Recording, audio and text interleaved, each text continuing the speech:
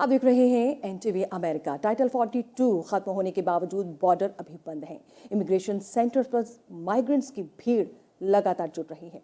Title 42 खत्म होने के बाद से गवर्नमेंट को डर है कि रोजाना 13,000 लोग बॉर्डर पार करेंगे। आपको बता दें कि इससे पहले 67,000 से ज़्यादा उम्मीद की जा रही थी और ये उम्मीद से ज़्यादा नंबर हो सकता है। वहीं आपको बता दें कि इस वक्त बॉर्डर पर हालात बहुत ज़्यादा ख़राब हैं। वहीं बाइडेन एडमिनिस्ट्रेशन ने 1,500 ट्रूप्स भी वहाँ पर उतार दिए हैं, तैनात कर दिए हैं। टाइटल 42 के ख़त्म होने के बाद से यूएस मैक्सिको बॉर्डर पर ह्यूमैनिटेरियन क्राइसिस देखने को मिल रहा है।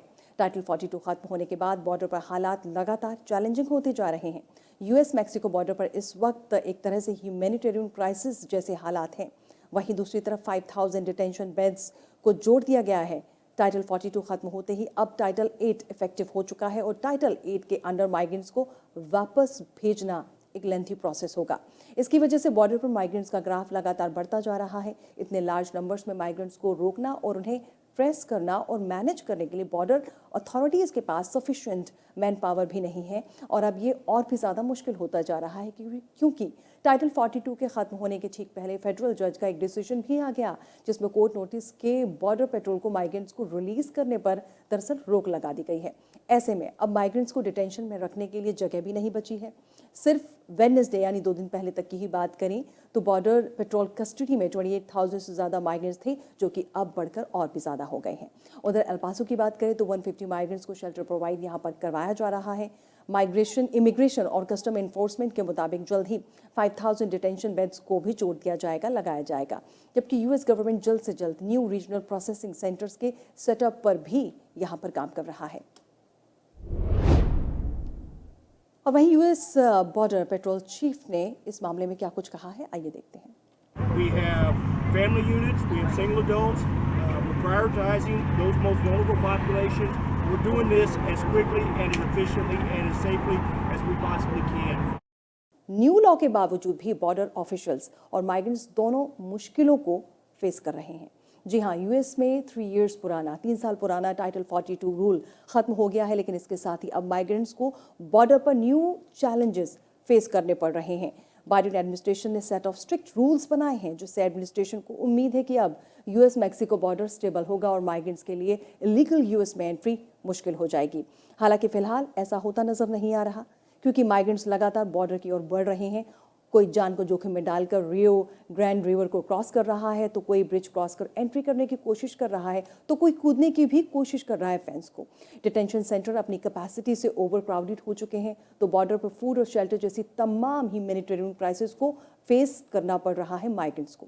उधर माइग्रेंट्स के सैलाब को देखते हुए इमिग्रेशन ऑफिशियल्स भी दिन रात काम कर रहे हैं और जल्द से जल्द डॉक्यूमेंट्स को वेरीफाई कर माइग्रेंट्स को वापस लौटाने की कोशिश कर रहे हैं या जिनको अंदर आना है, वापस बुलाना है अमेरिका के अंदर, वो देख रहे हैं कि किस तरीके से ऑफिशियल्स उनको ले सकते हैं।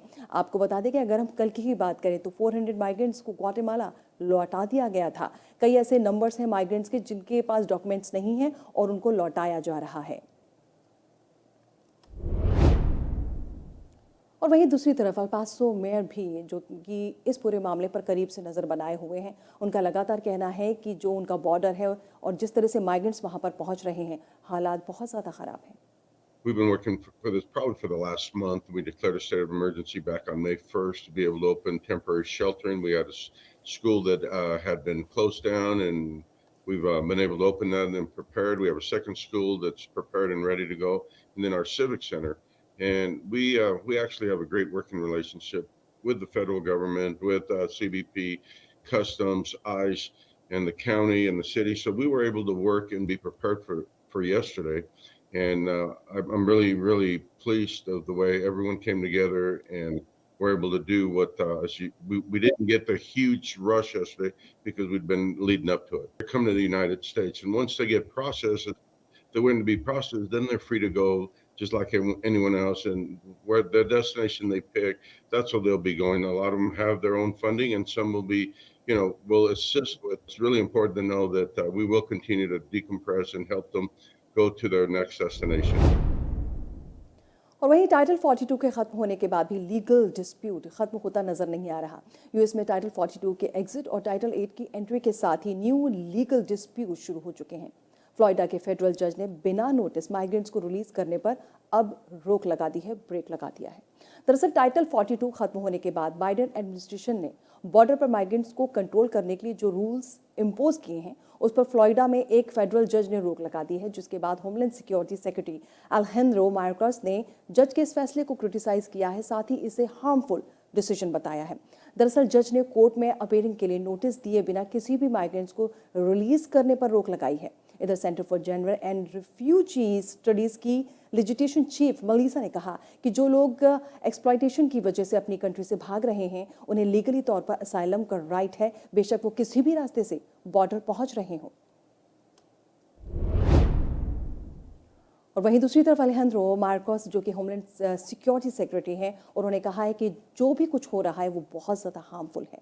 और क्या कुछ उन्होंने कहा, आइए देखते हैं।